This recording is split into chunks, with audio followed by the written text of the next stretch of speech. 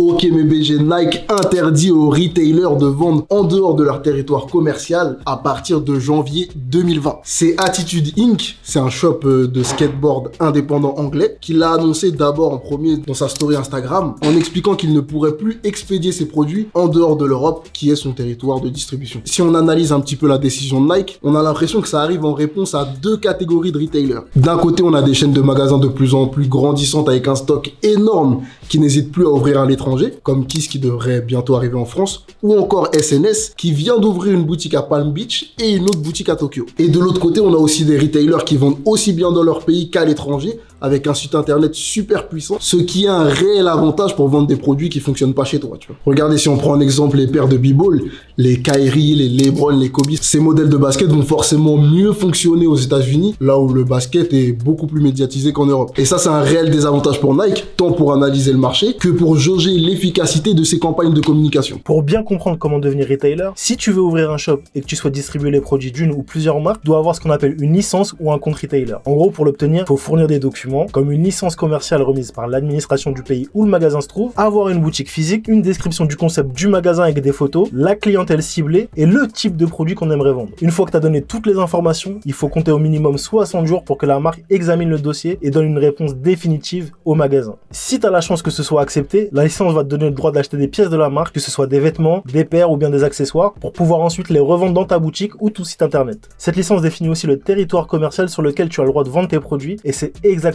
le sujet d'aujourd'hui. En général, le territoire commercial correspond à la zone dans laquelle le shop est placé. Europe, Asie, Amérique ou encore Afrique. Mais attention, parce qu'avoir un compte retailer chez une marque ne signifie pas que tu as accès à l'ensemble de ses produits. Certaines peuvent imposer aux revendeurs d'acheter des produits plus difficiles à revendre pour avoir accès à des modèles beaucoup plus recherchés. C'est un peu une manière pour la marque de s'assurer d'écouler l'ensemble de ses produits et c'est aussi un peu un test pour voir si le magasin a les capacités de vendre les produits en question. Il existe différents types de comptes qui sont accessibles uniquement aux retailers les plus populaires et qui leur donnent accès à des items ultra limités. Chez Adidas, on appelle ça le compte consortium et chez Nike, le tier 0. Les marques attribuent ces comptes VIP au magasin en fonction de plein de critères. L'histoire du magasin, les ventes de produits, leur présence sur les réseaux sociaux, la réputation et plein d'autres encore. Et c'est pour ça que c'est important pour les magasins de proposer des événements cool et une bonne communication afin de vendre un max de produits. T'as toutes les infos qu'il te faut, Babanks.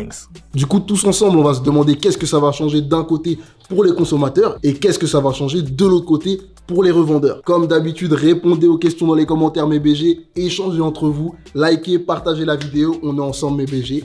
Bye bye. En tant que consommateur, les points positifs que je trouve à cette nouvelle réforme de Nike, c'est que ça crée plus de hype sur les produits qui sont à l'étranger et qui sont plus difficilement procurables pour nous les Français par exemple. Mais en point négatif, je pense direct au fait que peut-être ça va ouvrir encore plus la porte à ceux qui font du fake, non? C'est positif pour les consommateurs ou pour les marques qu'un produit soit super demandé à un endroit et qu'il soit pas accessible? Parce que je vois pas en quoi les consommateurs c'est cool, tu vois. En gros, pour lui, c'est cool parce qu'il aura peut-être un produit que personne n'aura, mais il faut accéder à ce marché-là. Parce que s'il n'est pas accessible en Europe, par exemple, quand il y avait eu les drops, il y avait eu un drop de Yeezy récemment qui était peut-être même segmenté en fonction des canaux de distribution pour le coup. Il y avait un colorway Asie, un colorway Europe, un colorway Amérique du Nord et un du Sud. Si t'as pas accès au produit qui est vendu dans l'autre zone, tu as juste pas accès. C'est pas un point positif pour toi, tu vois. Sauf si tu l'achètes au resell, quoi. En fait, c'est pas positif, mais ça ajoute encore plus de rareté au produit et ça va me donner encore plus envie d'aller choper d'une manière ou d'une autre en fait. Okay. Mais je vais payer beaucoup plus cher, c'est ça le point négatif. Et aussi, ceux qui sont résidents du territoire où le produit sort, ils peuvent faker la paire. Et je sais même pas ce que je vais recevoir au final, vu que je pourrais pas passer par un retailer officiel. Comme vous disiez tout à l'heure, les shops qui ont une succursale ailleurs peuvent ne pas le faire, mais en fait, les shops qui ont une succursale ailleurs le font déjà. Par exemple, Foot Locker, c'est impossible, ou Nike, on l'a déjà vu avec les bespoke, c'est impossible d'acheter Nike ou Foot Locker aux États-Unis. Ça te bloque, ils prennent que les cartes bleues US par exemple, ou les PayPal US, pour la simple et bonne raison qu'il y a des problèmes de monnaie. Par exemple, Nike, maintenant, c'est 3 groupes, pas Nike. Il y a Nike Europe, Nike USA, Nike Asie, par exemple. Il y a des problèmes de monnaie. Là, en ce moment, on le sent pas trop, mais il y a des moments où aux États-Unis, l'Air Max, le retail, c'était genre 90 €.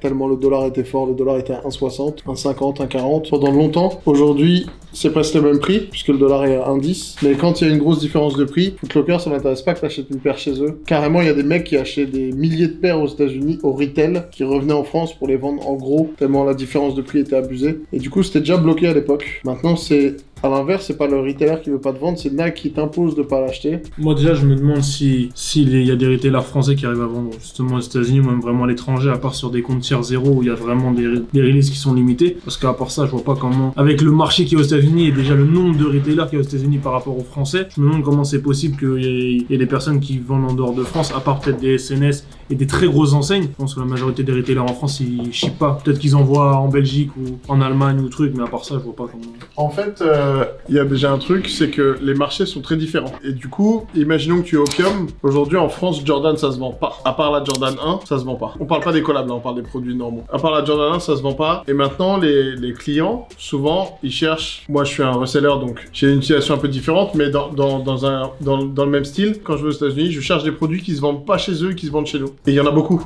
Et à l'inverse, les ricains, ça peut être la même chose en France. En France, là, je pense que si t'es un peu malin et que t'as un shop et que tu as 10 paires de Jordan, 3, 4, 6, des Jordan PSG, des trucs comme ça en solde, ou que t'arrives pas à vendre même au retail, moi, si j'avais un shop français, je communiquerais à fond sur le marché US pour les vendre là-bas. Parce que là-bas, t'as pas de Jordan PSG qui tombe en solde. Ça n'arrive pas. Des Foamposite, c'est pareil. Des Jordan, en général, ça ne tombe pas en solde. Et du coup, tu les vends. Je me pose une question, ça m'a paru grave bizarre quand il y a eu cette annonce-là. Parce que je me suis dit, c'est impossible que genre tu vendes un produit à quelqu'un et que t'aies pas défini la zone dans laquelle il puisse la vendre. Donc à mon avis, c'est que ça devait déjà être dans les contrats, mais ça devait pas être appliqué, tu vois. En réfléchissant à Nike, tu vois, moi je me suis dit, peut-être que Nike, leur but c'est de mieux voir comment genre ils attaquent un territoire, tu vois. Alors, si on reprend l'exemple de la React 2.7.0, ils avaient fait une grosse stratégie commerciale sur un territoire. C'est-à-dire que les retailers d'ici, quand ils achetaient le produit, ils allaient vendre plus ou moins de produits en fonction de l'efficacité de la campagne qui est faite par Nike, tu vois. Maintenant, si les retailers qui sont ici, ils achètent des produits, mais qu'ils les vendent aussi aux États-Unis, bah en gros, il y a un autre budget comme là-bas, tu vois.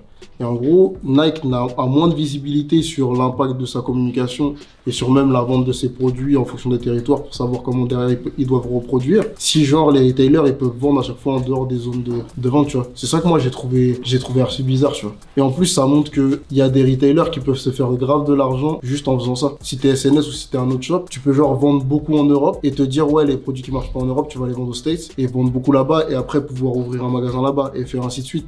Là où Nike a déjà ce taf-là d'avoir des magasins partout. Normalement, c'est censé leur profiter à eux en premier, tu vois. T'as raison, et je parlais tout à l'heure de gros avec les États-Unis, mais je viens de capter pourquoi ils ont fait ça. En fait, c'est fait depuis longtemps, mais c'était pas appliqué. À l'époque où je taffais en magasin et où je notais les collections pour les magasins, en gros, noter, c'est commander les produits qui vont être en magasin après. Tous les produits que t'as en rayon, il y a un mec qui les a commandés avant 6 mois, 8 mois à l'avant chez Nike. À une époque, je faisais ça pour des shops à Paris, et à cette époque-là, justement, on achetait des produits à un mec qui importait des paires des États-Unis. Ça s'appelle de la rétrocession. À l'époque, c'était interdit par certains shops à cause de, par exemple, la différence de monnaie, tout ça, ils vendaient beaucoup plus cher un produit en France qu'aux États-Unis. Et en vrai, je viens de percuter avec ce que tu dis, que je pense que c'est ça la vraie raison de cette interdiction, où là, elle est un peu médiatisée, où elle est un peu publique. Parce que beaucoup de shops commandent un peu plus et ils vendent en sous-marin à d'autres shops qui n'ont pas les comptes, souvent à l'étranger pour pas se faire griller, et pour réduire leur coût d'achat. Quand tu vas noter chez Nike, il te dit, voilà, si tu veux les 3 TN qui vont sortir à telle date, qui sont très cool, il faut que tu prennes aussi les 3 coloris pétés, d'accord? T'as pas envie de les avoir les coloris pétés, mais ça sert à rien que t'aies les bons si tu prends les pétés, parce que les bons, tu vas les vendre et ça va couvrir le prix d'achat des mauvais produits. Et du coup, il y a des mecs, qu'est-ce qu'ils font? Ils sont en relation avec des shops en province, à l'étranger, qui n'ont pas les comptes Nike ou qui n'ont pas l'accès aux mêmes produits, qui n'ont pas accès à la même gamme, et ils leur envoient les produits pétés. Donc en gros, il reçoit 100 paires de chez Nike, 50, il va les vendre lui-même en magasin à plein pot, et 50, il va les vendre prix d'achat plus 10 €, et il va le vendre à l'étranger discrètement, ou en province, ou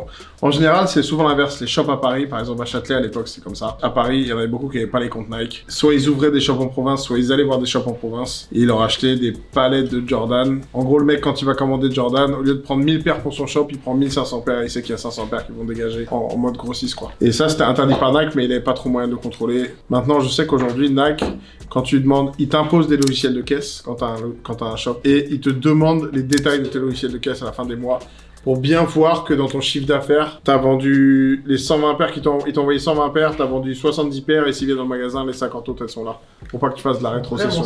Ouais. Flippant de ouf, non? Tous les ans, tu dois leur envoyer tes bilans et compagnie. Et en fait, t'es pas obligé, c'est comme la banque, t'es pas obligé de le faire. Seulement si tu le fais pas, c'est dans les conditions pour pas renouveler ton compte. Eux, ce qu'ils veulent, c'est que tu sois pas grossiste à la place de grossiste. Là, aujourd'hui, quand il y a ce système-là, qui est un peu fini, parce qu'avant, il y avait beaucoup de réseaux comme ça veut dire que tu peux prendre un magasin en face de chez Nike et mettre tous les produits Nike, pourquoi pas les vendre moins cher et que personne n'a le contrôle. Quand ça, ils ont ouvert, en France, le premier shop, ils avaient pas les comptes en France. Ils avaient aucun compte en France. Ils avaient les comptes en Angleterre. 2 fois par semaine, il y avait un camion qui venait de Londres à Paname, un camion Size avec un chauffeur qui est payé par Size, avec les paires qu'ils ont reçus en Angleterre en France. Et du coup, quand ils sont arrivés, qu'est-ce qu'ils ont fait? Tous les produits c'était différent parce que c'était pas exactement les mêmes gammes qu'en France. Donc t'allais chez eux, il y avait des New Balance, des coloris qu'il y avait pas en France, il y avait des Vans, des coloris qu'il y avait pas en France, des machins. À l'inverse du dollar, le taux de conversion du pound était avantageux et du coup, le retail était moins cher. Ils arrivaient à vendre leurs paires moins cher. C'est-à-dire que t'allais chez Size, t'avais Foot Locker à 20 mètres, t'avais par exemple Starco à 500 mètres et d'autres shops autour. Et quand ils ont ouvert Size, ils vendaient tous genre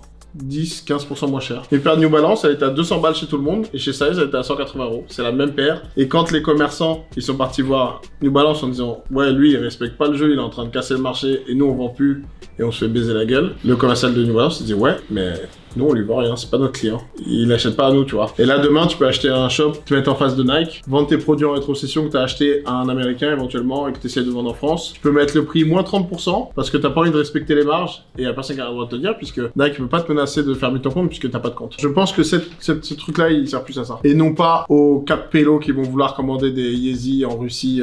Je pense que nous, on voit le côté détail, mais en fait, c'est légal pour que les commerçants ils puissent plus vendre une partie de leur stock ailleurs. C'est un bon truc, j'ai l'impression qu'il y a aussi l'aspect, je pense, pour raffiner les productions et tout, je trouve que c'est trop important. En gros, on se rend pas compte que dans tout ce que tu fais, la data, c'est trop important. Si t'arrives à savoir exactement si ta com marche, si t'arrives à savoir exactement combien de paires t'as vendu, combien t'es susceptible d'en vendre pour la prochaine production et tout. Je sais pas si c'est nous qui en faisons trop ou si c'est Nike qui est fort, mais genre à chaque fois qu'ils font un espèce de move de ce genre-là, bah t'arrives à lire une vraie stratégie marketing, une vraie stratégie de marché, tu vois. Et je trouve ça stylé de fou.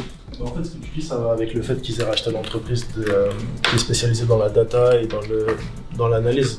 En gros, je sais pas si vous avez suivi, il y a quelques mois, ils ont racheté une société et avec son logiciel en mesure de faire des prévisions sur les stocks, sur les ventes, en fonction des zones, etc., en fonction des tranches d'âge. Et en fait, cette société-là, elle est censée aider Nike à justement mieux gérer ses productions, mieux gérer ses stocks et mieux gérer la distribution de ses produits, etc. Et je pense que ce move-là, il va dans le sens que tu dis justement.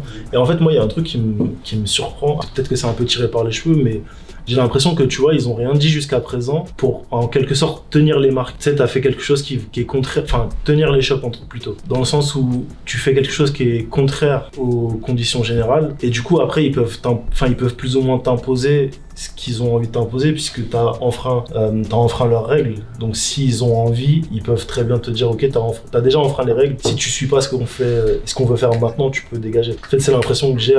C'est une façon de te sortir de fou. Et j'ai l'impression que de rien dire pendant autant de temps, c'est dans les conditions générales depuis le départ. C'est pas une clause qu'ils ont ajoutée à la fin du mois dernier ou quelque chose comme ça. Et il y a des shops, ça fait très longtemps qu'ils sont là, tu vois. Et ça fait donc du coup très longtemps qu'ils enfreignent les conditions générales de vente de Nike, tu vois. Vous pensez que ça s'applique à quel genre de shop en vrai?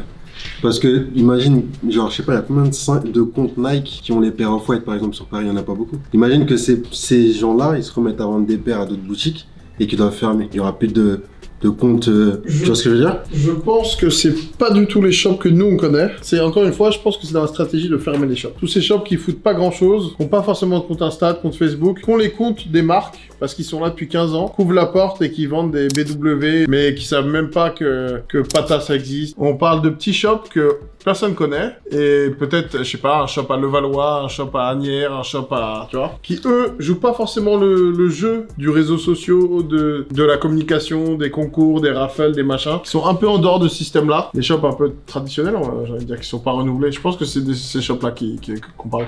Typiquement, moi, à mon époque, c'est typiquement le genre de shop qu'on contactait pour acheter des produits. Des shops qui avaient les comptes, mais ils les ont parce qu'ils sont en Picardie, qu'il n'y a pas à courir, il n'y a pas de Nike, il n'y a pas Foot Locker, ils sont là. Et Nike a quand même besoin de vendre sur le territoire. En gros, ils font ça pour fermer ces shops-là? C'est ça que tu dis? Pas pour les fermer, mais c'est pour... je pense que c'est pour réguler, quoi. Pour leur dire marche ou crève. Ça veut dire soit tu respectes les règles du jeu, qui sont de faire de la communication sur les réseaux sociaux, qui sont ci, qui sont ça. Respecter les règles du jeu de Nike, ou alors tu dégages. Mais tu vois, je pense que c'est ce que Nike tend à faire de fou de plus en plus. Il y a un truc que tu me fais penser quand t'en parles, mais on parlait de la stratégie de manière globale de Nike. En ce moment, on a l'impression que c'est réduire le nombre de retailers et aussi garder les plus gros retailers. C'est-à-dire qu'en vrai de vrai, demain, je pense pas que le retail va disparaître puisqu'ils ont toujours besoin d'avoir des magasins physiques et que Nike n'arrivera pas à ouvrir un shop Nike dans toutes les grandes villes du monde. En tout cas, ça demande beaucoup d'efforts et beaucoup de risques, entre guillemets, pour une entreprise. Là où ça va être les retailers qui vont prendre le risque, qui vont gaspiller de l'énergie, entre guillemets, à vendre leurs produits. Dans ce cas-là, Nike a juste besoin de produire des palettes de produits à en vendre à une personne. Et là où aujourd'hui, Nike a sûrement, je sais pas, des dizaines ou des centaines de milliers de retailers différents qui demandent aussi de la gestion et de la logistique parce que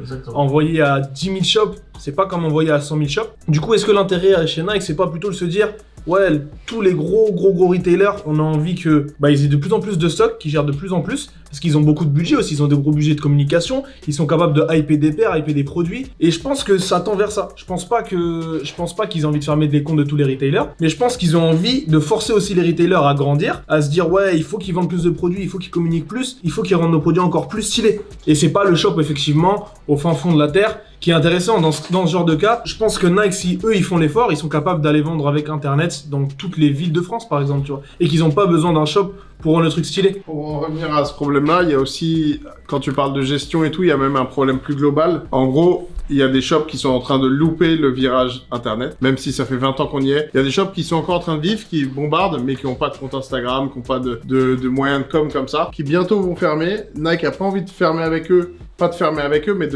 que des magasins fassent faillite avec eux dans le truc. Et il y a un vrai problème aussi que j'avais vu quand je notais pour des shops. Les shops indés, ils ont un vrai problème qui est l'argent. C'est-à-dire que les shops indés, comme vient de le dire Yanis, il faut qu'ils reçoivent leur livraison et tout ça. Ils créent des vrais problèmes. C'est-à-dire qu'un vendredi de livraison, si tu livres à 1000 shops en France, t'as potentiellement 900 shops contre 10 ou 15 si t'as des grosses marques, comme potentiellement Impact ou comme potentiellement Corner Street ou SNS. En face, t'as des petits shops qui vont appeler pour se plaindre parce que la commande elle est pas bonne, parce que vous m'avez mis 4,36 au lieu de 4,39.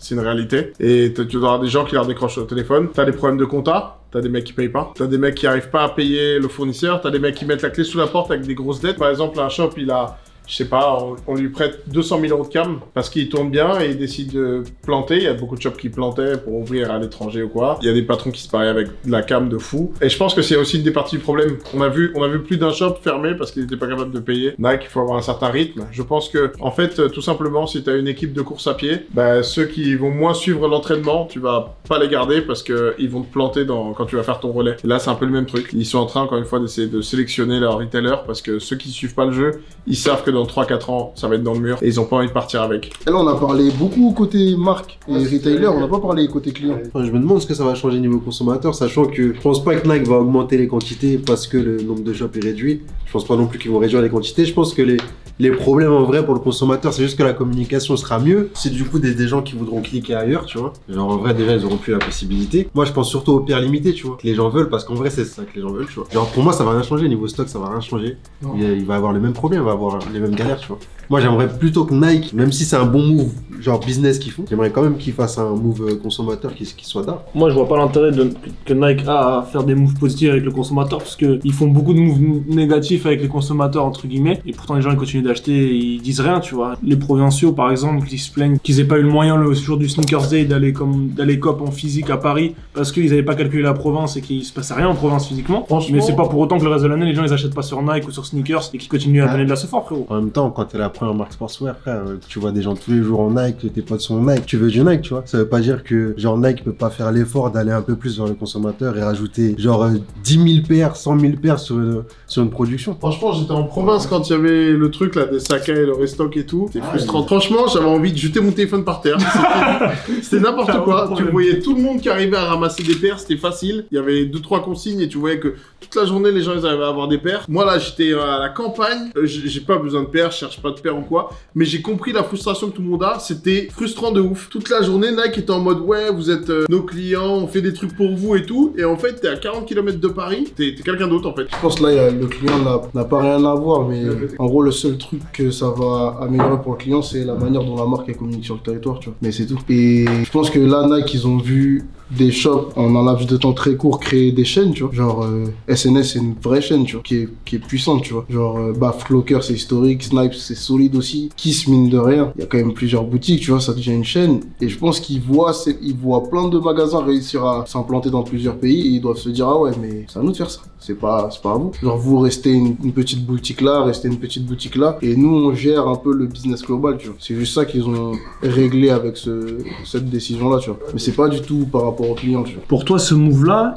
il va empêcher les chaînes de se développer? Pour moi, les chaînes, elles se développent parce qu'elles peuvent vendre partout tous les produits. En gros, tu vois, par exemple, les produits qui se vendent pas en Europe, les shops qui vendent en Europe, ils vont les acheter et ils vont les vendre dans d'autres marchés. Et en gros, normalement, ça c'est géré par Nike. Là, t'as une chaîne monstre. Pour moi, le meilleur e-commerce sneakers, c'est SNS et de loin. Je trouve leur site e-commerce, il est incroyable. Je trouve la manière dont ils gèrent les stocks, je trouve ça ouf. La manière dont ils gèrent les soldes, je trouve ça ouf aussi. Et le truc, c'est que tu vois comment ils ouvrent des boutiques un peu partout. Il y a forcément, pas un problème, mais il y a forcément un truc qui va à l'encontre de ce que Nike veut faire. Genre, ils arrivent à avoir un stock énorme et ils vont te vendre les LeBron, ils vont les vendre aux States. Les produits qui se vendent plus running, ils vont les vendre en Europe. Les produits genre high-end, ils vont les vendre au Japon. Et ils ont des boutiques dans chaque endroit pour faire ça. Et ils peuvent gérer tout ça avec un stock. Et à mon avis, là, ils ont fait en sorte de couper ça. Ils vont dire, ah ouais, mais tu veux jouer à ce jeu-là? Tout ce qui est aux States, tu vas commander sur un compte aux States et tu vas jouer avec les mêmes règles que tout le monde.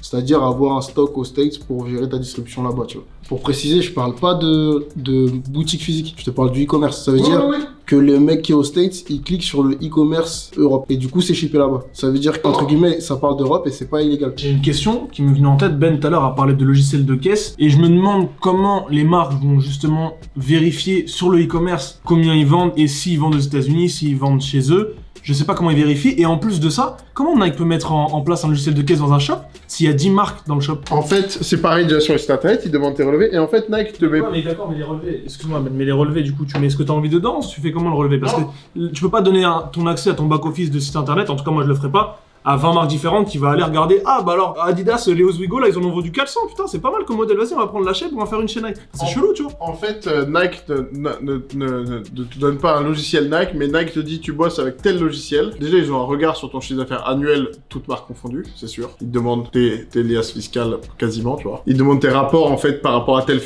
machine, ils savent que sur telle machine c'est pas modifiable trop. Et deuxième chose, je pense que tu peux extraire telle marque. C'est-à-dire que dans ton logiciel de caisse, toi, sur ton site internet, tu peux extraire que les t-shirts. Donc là, tu extrais que Nike et tu lui envoies. Mais sûr et certain, Nike te demande le rapport de tout ce que tu vends à la fin de l'année. C'est-à-dire, des fois, il va te dire, tiens, tu peux m'envoyer le rapport de la semaine 52 parce que je veux voir que les 100 paires que je t'ai envoyées, elles ont bien été revendues au détail entre 10h et 11h et non pas à 18h30, potentiellement une paire que tu as mise de côté. Ils savent que le logiciel qu'ils te donnent, il est pas violable, c'est-à-dire que tu peux pas modifier leur bêtement ou je ne sais quoi. Et par contre, à la fin de l'année, ils te demandent clairement un chiffre d'affaires annuel, un chiffre d'affaires journalier. Ça veut dire qu'ils peuvent bien sûr étudier que le 12 mars, il y a une paire de Yeezy qui est sortie et voir combien de chiffre d'affaires t'as fait et le diviser par le nombre de paires et comprendre. Tu sais, encore une fois, une release quand t'es en magasin, une release en magasin, c'est pas comme ce qu'on connaît nous avec les vêtements par exemple ou avec le sneaker à vente. Si t'as 100 paires, ton magasin il ouvre à 10h, à 11h30, t'as zéro. Ton chiffre c'est que ça. C'est-à-dire que pendant 1h30, t'as fait que ça. Les gens qui sont rentrés en magasin, c'est que parce qu'ils veulent acheter la paire et peut-être le merch, quoi que ce soit, tu vois. Au niveau du resell, est-ce que vous pensez que genre ça peut avoir un impact?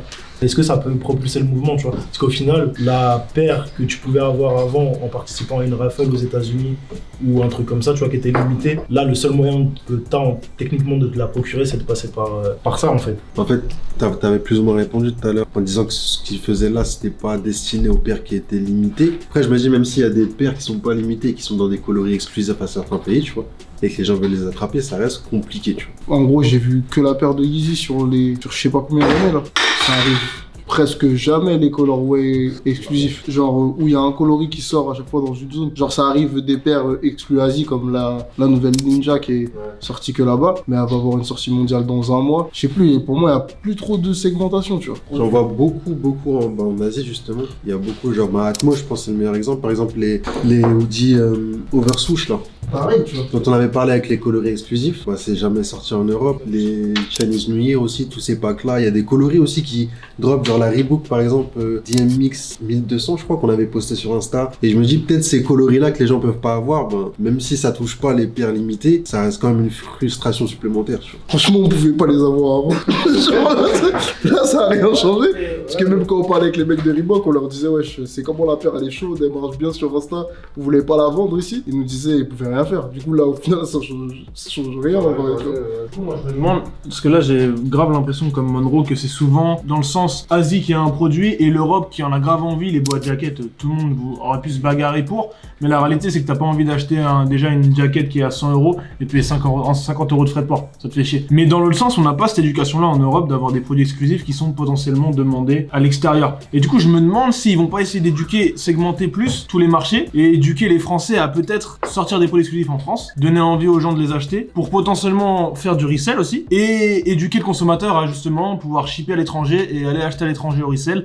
Et à la fin, qu'est-ce qui se passe, c'est que tous les produits que Nike va potentiellement sortir en exclusif, que ce soit des GR ou pas, elles vont être sold out parce que tout le monde va vouloir les acheter pour potentiellement faire du business avec, alors qu'il y a peut-être pas de business à faire avec. Je pense pas qu'ils vendent dans le but de recréer la deuxième économie sur les produits GR. Maintenant, je me dis que genre ce serait l'occasion de faire une autre vidéo sur le respect de la population française par les bars. Quand t'as parlé de produits exclusifs, ça m'a fait rire, frérot. Tellement ça arrive pas et tellement même des collaborations avec les artistes on les a pas. Et je pense qu'il faut qu'on fasse une pull vidéo là-dessus. Collaboration avec les artistes, avec les shops même potentiellement, en vrai de vrai, avec tout, tu vois. Genre la seule paire là qui est d'art et qui a fait du bruit, c'est encore la Maison Château Rouge. Et sinon, toutes les paires qu'on a, c'est une GR mondiale. NBA, PSG. C'est mondial, mais ça fait plaisir que ce soit un français et qu'à cartonne, tu vois. Genre les vrais seuls collabs que Nike font avec des artistes, mais avec une entité française, c'est PSG. Et ça touche. Là, gros, là tu jettes la pierre à Nike, mais tu prends l'exemple d'Adidas, ils ont fait une collab sur la super courte avec The Next Door, c'est exactement la même paire que l'original. Avec l'histoire et même l'héritage, j'ai envie de dire que le shop à The Next Door, c'était un shop qui était construit dans un ancien théâtre de base. Genre le shop de base il est exceptionnel, tu regardes là ce qu'ils ont ouvert ici, ils ont essayé de faire un truc cool, tu vois. Après ça a plus ou moins marché, mais c'est des mecs qui savent taffer, il y a une histoire, tu vois. Tu regardes le produit, frérot, la paire elle est blanche, il y a écrit The Next Door. Et c'est fini. Et je suis sûr qu'ils auraient voulu faire des trucs s'ils avaient eu des libertés de mouvement. Et ça, c'est relou, gros. Et pour moi, là, c'est encore une fois. Tu parles de Nike, mais en réalité, là, Adidas fait pas non, mais je parle pas de Nike, hein. Je parle de frère en général. Je me souviens pas d'une bonne collab avec une grosse entité américaine ou peu importe, tu vois, allemande, italienne, qui soit d'art et qui ait marqué la culture, tu vois. Si je peux rajouter un truc en dessous, j'écoutais un podcast sur les sneakers, un podcast aux States, et en gros, ils avaient ramené un retailer dans le podcast, ils discutaient avec lui, et en fait, ils discutaient justement toutes les marques et tous les shops collaborent avec les marques, et j'ai l'impression que c'est une culture qu'on n'a absolument pas ici, vraiment pour le coup. Et t'as l'impression tous les jours, et même en vrai de vrai en Allemagne, il y a plein de shops qui font tous les jours des colorways exclusifs, des trucs exclusifs, et chez nous on n'a pas. Et c'est donc ça veut même pas dire que c'est juste ouais, ils respectent pas l'Europe et le marché des États-Unis il est beaucoup plus développé, ce qui est vrai. Il y a beaucoup plus de retailers, c'est potentiellement vrai, j'ai pas les chiffres, mais en tout cas c'est une culture qui est développée aux États-Unis, à côté de chez nous en Allemagne. Je sais pas si ça l'est en Angleterre, mais c'est le cas, sûrement. Mais c'est pas en France, c'est joli. Voilà ce qu'on pense du sujet du jour, c'est-à-dire l'interdiction de Nike donnée aux retailers de vendre à l'extérieur de leur zone de distribution. Comme d'hab, commentez, likez, partagez la vidéo, donnez-nous vos avis dans les commentaires, échangez entre vous. On se voit demain. En attendant, on va aller faire un street style avec Benzer qui a une nouvelle paire et un nouveau pantalon.